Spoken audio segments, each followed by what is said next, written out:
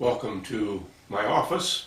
I'm Pastor Bob Douglas, and this is another installment in our ongoing series that correlates and turns back to the lessons that we taught on Sunday morning to the 5th grade class at the Mountain Park Church here in Phoenix, Arizona.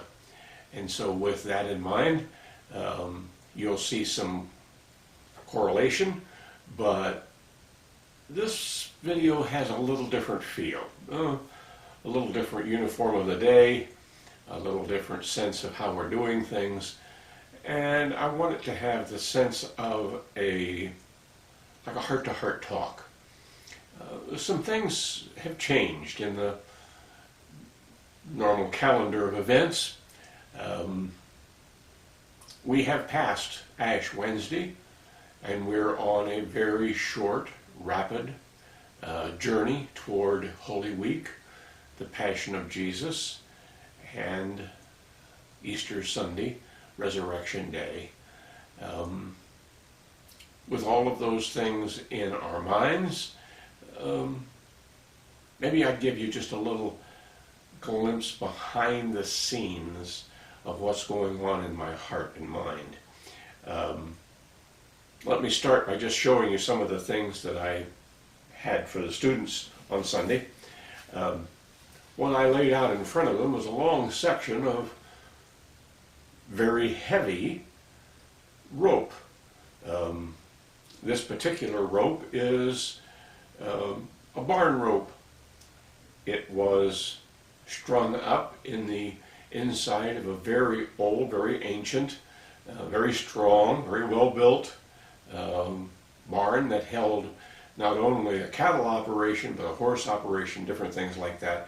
They needed a great deal of food through the winter times and all kinds of things, so this barn rope was strung up through the rafters, and it was strong enough that teams of horses could get on one end of it and lift giant loads of hay and straw up into the barn loft for later use in the use of the cattle industry.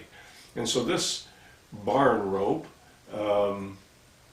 is sort of a theme that's going to go through the month of March as we get closer to Easter. The book of Hosea, the prophet Hosea, uses the phrase that God draws us with great strong cords of love, great powerful unbreakable cords of love. And until you actually get a sense of what a strong cord, I could say the word in Hebrew that he used, but I don't want to spit all over myself. In the Navy, we called the big ropes, even heavier than this one, that tied the ships to the pier, we called them hawsers. Hawsers. And the kids asked if they ever broke. I said, yeah, under the right conditions, under the right extreme situations. If a ship is being towed back to port for some reason, they have a problem, the big strong cords that the tugboats use to bring a big ship back to the harbor can, under the right conditions, snap and be broken. But that is extremely rare and extremely scary when it happens because they make the ropes strong enough to be able to endure the most extreme of conditions. And so, yes, they can be broken. No, it doesn't happen very often. Yeah, you don't want to be around when it does. We had quite a little conversation about what happens when one of the hawsers snaps under load. Okay, so that's the theme. Now, I don't want the kids to get the full picture. but you can't really understand the great strong chords of God's love until you get into Easter week, until you can get into the trial of Jesus on Good Friday, the crucifixion, and the idea of what he did to reconcile the world to himself, to bring forgiveness and grace, not through something that we ourselves must do, but that it is a gift that he has given us as his gift of great, strong, powerful love. And so we're going in that direction. We're starting in that direction. Right now, I lay this cord, this barn rope, for want of a better way of phrasing it, out across the tables, and I let them feel it, touch it. Its power is there. It's tangible. You can see it. It even smells a little bit like a barn rope. It is a testimony to the strength of the rope that it stayed intact even after the barn's gone.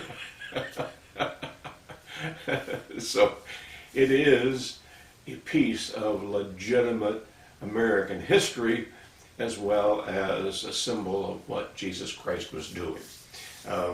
As is always the case, we start with our memory verse, and for March there's a new memory verse, and here's what it says. Put up with one another. A strange way of saying it. Put up with one another. Come on. Pastor Bob translation. Get along. Can't we all just get along? Put up with each other. And here's what it goes on to say. Forgive one another if you're holding something against someone. Forgive just as the Lord forgave you. Colossians 3:13. Most of what happens within the family, what happens within the church, is at least somehow correlated to an unforgiving heart, an unwilling heart to put up with another. Little hurts start to build up, little things that are said or not said, little things that are done or not done. Well, you went to look after that person when they had a problem, but nobody's called me when it was clear I had a problem. You don't love me like you do the rest of them. And it's all tied to this sense of unwillingness to understand and a willingness to forgive. And so what I've done here on this little memory card, if you look at the student's card, the theme for today is freely, and I use capital letters, freely you have received forgiveness from Jesus. Freely you must give forgiveness to others. And I hear people all the time, well, I was hurt by this, I was that. And I'm not diminishing the pain of what we do to each other. The pain is very real. It's 100% legitimate to say, I don't like this. I don't feel good about what's happened. But that does not give us a right to not forgive. Forgive. Even when they don't ask for it. Forgive. Even when they don't deserve it. Forgive. Because we didn't deserve it either. Forgive when it was freely given to us. Freely we must give the same forgiveness. Even the Lord's Prayer has in it Even the Lord's Prayer has the phrase, forgive us our sins, our trespasses, our failures, as we forgive those who trespass against us. There's a connection. Freely we have received forgiveness, freely we are to offer and give willingly, without limit, the forgiveness that is needed. That's hard to do. It's not something that's automatic. But here's the key for the month of March. This is a part of the way our students are being taught to put legs, arms, muscles, and sinews on the command we had in February to love as Jesus Christ loved, to love as He loved us. And so now the next step is to have a willing, forgiving heart. Okay? And so the bottom of the page, and I do this in a very simple way. I put enough contact information on here, enough ways that you can actually look for the videos, you can look for the lessons. You can contact me if that's something that's important to you. Because I don't want you to feel alone. I'm a teacher in a class on Sunday morning. Okay, so what? So I take care of your student for a 45-minute period, a lesson.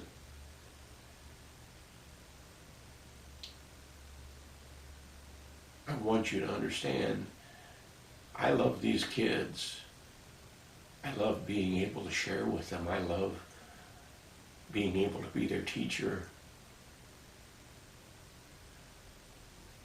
I love what they're going through, even when it's uncomfortable and painful. In fact, I'll start with a story that I told at the end of the lesson yesterday. I was teaching, leading, I guess I should have said leading, a week of church camp many years ago. My job was to take care of 8 and 9-year-olds. This was the first and earliest time that these kids were allowed to come to an overnight camp. They would come and spend 5 days with us at camp. And it was a stressful time for the children because this could very easily have been the first time they ever slept away from home, didn't have mom and dad that they could see daily, routinely, every moment that they needed. And so it was a challenging job, and for several years I was the dean of this camp. I had a very well-trained staff, and we took very good care of the students, the campers. But on this one particular case, I had a little boy who was very, very difficult. He was a hitter. He was a biter. He was a kicker. He was a puncher of any kind. And you never knew where it was going to come from. He was very angry inside. And I had to find a way to deal with him through this week. And so after having several conversations with him, very, very deep conversations, here's what's expected, here's what I want you to do, and I expect you to do it, and here's what I don't want you to do, and I will punish if you do these things. And he would go ahead and do them, just to see what would happen, I guess. In my little office there, where I was taking care of officiating that week, I had a number of boxes of supplies, paper cups and toilet paper and all kinds of stuff come in these big boxes. And they were stacked up in my office. So what I did is I moved them away from the wall just a little bit and made kind of a space back in behind the boxes. It wasn't closed off or anything, just visually it was a break. And I had a little chair back there, and when my little friend broke the rules or didn't behave as he was supposed to, I had told him ahead of time he was going to be put in time out, in sort of a solitary confinement, where he couldn't play with the kids, he couldn't have an interaction with them. And so the deal was when he hit somebody, bit somebody, or some other way did not follow the rules, he was to be brought into my office where I could keep him perfectly safe, and put him on the chair back there in that little corner, just out of sight. He could hear me talking, he could hear all the stuff going on in the office, but he was not allowed to interchange until he had decided he was going to behave. And so it was important for me to give him both kinds of love. I asked the children in the class on Sunday morning, what does God's love look like? Define it for me. What does God's love look like? And they were very good. They exactly what I hoped they'd say. They said, God's love is always there. He is never going to let us down. He is never going to turn his back on us. He is never going to change his heart toward us. He is eternally, he is permanently in love with us as we've become his children, as we've accepted him as Savior. He takes care of us always. He is always our Father in heaven. Okay, that's what they said. I said, yes, that's true. But it's not complete. Because there's another side to it. It's the if-then side. There's the always side. I think I got it right side up. The always side of God's love is the unconditional love that God has for us. But the if side, the if-then side, is just as real.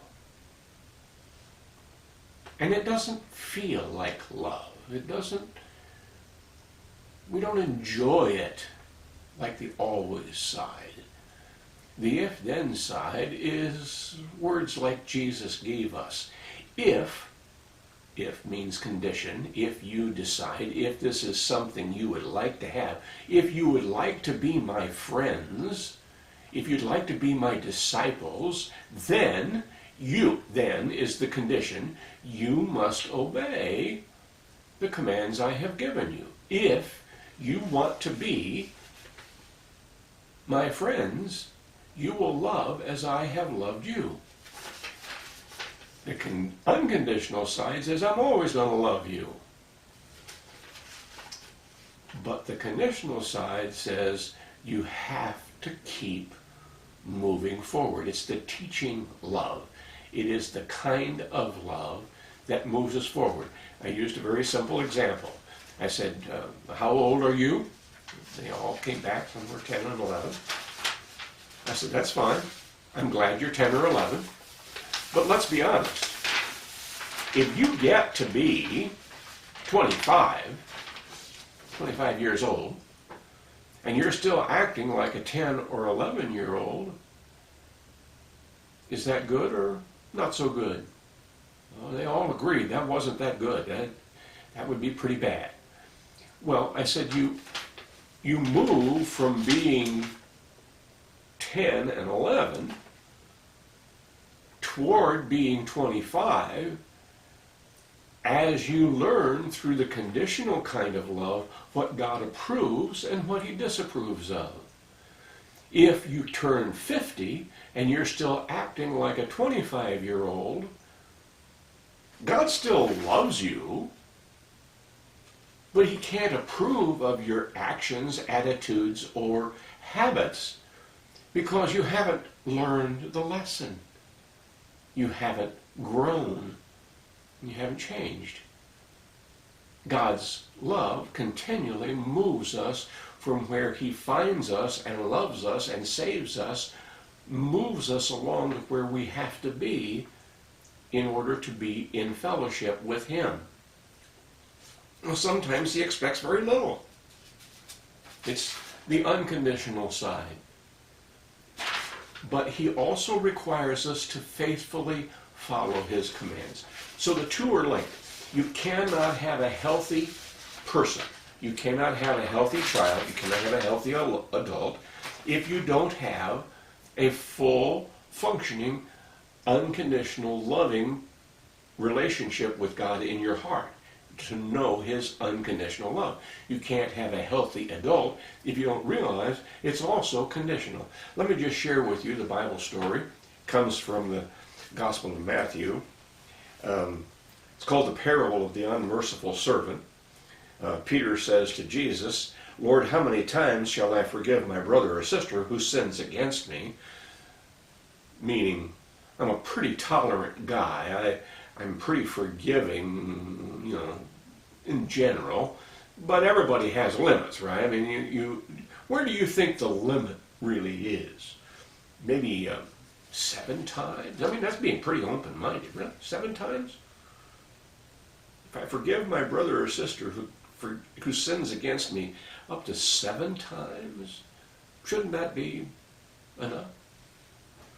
Jesus answered, "I tell you, not 7 times, but 77 times." Somewhere around 50 or 60, you're going to lose count. And maybe before then. Don't try and hold to 77. Come on, just keep doing it. And here's what he said: "Therefore the kingdom of heaven is like a king who wanted to settle accounts with his servants. And as he began to settle, a man owed him 10,000 bags of gold was brought to him." 10,000 bags. Oh my goodness. The Brinks truck wouldn't even come and pick that much up. It's too risky. 10,000 bags of gold. Incredible. Since he was not able to pay, well, obviously, his master ordered that he and his wife and his children and all that he had be sold to repay the debt. It wouldn't even scratch the surface. At this, the servant fell on his knees before him. "Be patient with me," he begged, "and I'll pay back everything." Very optimistic guy. The servant's master took pity on him, canceled the debt, and let him go. But when that servant went out, he found one of his fellow servants who owed him 100 silver coins. Think of a silver coin as a nickel. Think of it as a quarter. 100 silver coins. It has much less value, and it's only 100. Not even a bag full. It's just a handful of silver coins. He grabbed him. He began to choke him. "Pay back what you owe me," he demanded. His fellow servant fell to his knees and begged him, "Be patient with me, I'll pay it back." But he refused. Instead, he went off and had the man thrown into prison until he could pay the debt. And when the other servants saw what had happened, they were outraged, and they went and told their master everything that had happened. Then the master called that first servant back in. "You wicked servant," he said, "I canceled all of that debt of yours because you begged me to. Shouldn't you have had mercy on your fellow servant just as I had on you?" In anger, his master handed him over to the jailers to be tortured until he should pay back all that he owed. Now, this is how my heavenly Father will treat each of you unless you forgive your brother or sister from your heart. From your heart. Truly, honestly, completely, totally forgiven from your heart. Not keeping score. Not saying, "Now that was 76. You only got one more coming." I can just see Peter back there going, 1, 2, 3, Jesus said, no. From your heart, wipe the slate clean. Oh, that's tough. That's tough. But you see,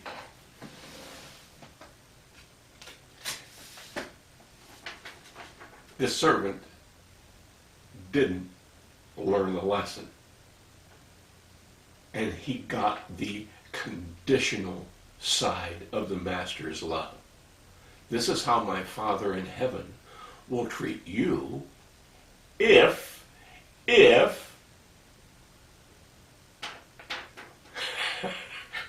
I'm sorry. Is this burning a little too deep? I'm not. God's love is both unconditional, the always side, and also conditional, and they overlap. They are both a part of his love. Now that's where I left it for the students as they were talking about this, and we got a chance to explain about the unmerciful servant, how he didn't respond. The teaching kind of love and the unconditional kind of love are very difficult to keep in balance for us as human beings. Part of the reason it's so difficult to be a parent and grandparent and pastor and teacher is because you have to learn that there's a balance that every follower of Jesus has to find. What I've learned through the years is in a normal family, one person in the family, let's say the husband or the wife, has a preponderance of abilities on one side of the spectrum of love, either on the conditional side, the teaching side, or on the unconditional side, the always, no matter what you do, I'm going to love you kind of side, that doesn't expect anything in return. In fact, they kind of brag about the fact, I'm going to love you no matter what you do. And that's cool. It's important. But if you don't have both influences, if you don't have both things working in partnership,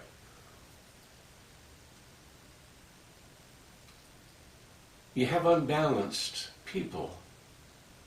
You have unbalanced children. You see, the little boy I took care of in camp had nobody put conditions on their love. When his mother came, she said, you would not believe how painful it is to live in our home with him behaving the way he does. What kind of limits has he put on it? Well, I can't put limits on it.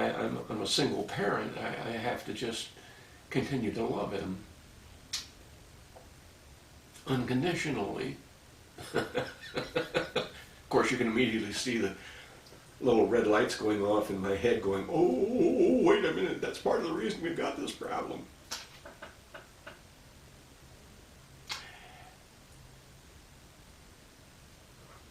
God punishes. It's not fun. It's not pleasant to be taken back to the woodshed, we call it.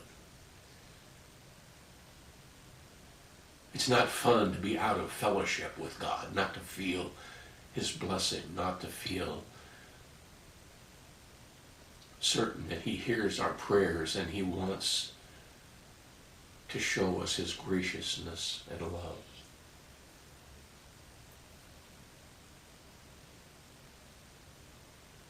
But if we as parents don't struggle to find that balance for ourselves, it's even more difficult to share it with our children, with our families, with our spouses, with our friends. If we only have one way of showing love, and that's unconditional love, we don't set limits on people that really must be limited. You can't just take over another person's life and just make them miserable at all hours of the night and day. I'm a pretty loving guy, but one of the things I tell people are there limits. There are limits. And that's a part of love too. You're not going to call me after 9 o'clock at night. Oh, if you're in an accident and injured along the side of the road, yeah, I would accept your call. Find a way to get an ambulance to you or medical help. But just routine stuff, no. Only my wife, who has a very special relationship, only my children have a right to call me beyond the certain hours that are normal for people to take care of things. The reason is everybody has to have limits. Everybody has barriers that we have to set up to take care of things. It's the conditional side of life. We have to have conditions.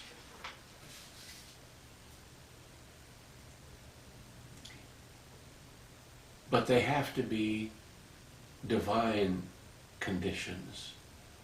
They have to have reasons behind them. They have to have God's instructions behind it. You see, Jesus' love had limits. If you don't learn the lesson after having been well forgiven of 10,000 bags of gold, what's the limit? Then you're going to have to pay back all that you owe. Now think about what that means. He could look at people and love them, but say, and if you want to be my friend, my follower, my disciple, this is what you have to do. Nobody's forcing you to do it. Nobody's twisting your arm to say this is what you have to do today. But if you don't learn how to love as Jesus Christ himself loved, you're not going to feel the closeness, the intimacy, the power, the grace that he wants to pour into your life. We told the kids from the very beginning when I started teaching them, my job is to teach you how to live without fear, without guilt, without fear, without guilt, without shame, without remorse or regret, without anger, as one of the fundamental operating procedures of your heart, where you take care of things, without malice toward another, to live without that sense of envy and jealousy. Well, the only way you can do that is to learn how to love as Jesus loved. Now, Hosea uses the term the great strong cords of love because he had an unfaithful spouse. And yet God said, I want you to show her your love.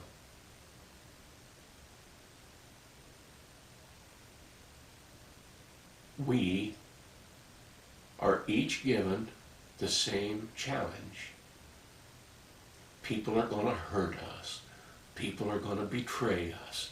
People are going to work against us. People are going to say things that we don't really think are fair. There are going to be things that come into our life that don't seem like they're God's blessings.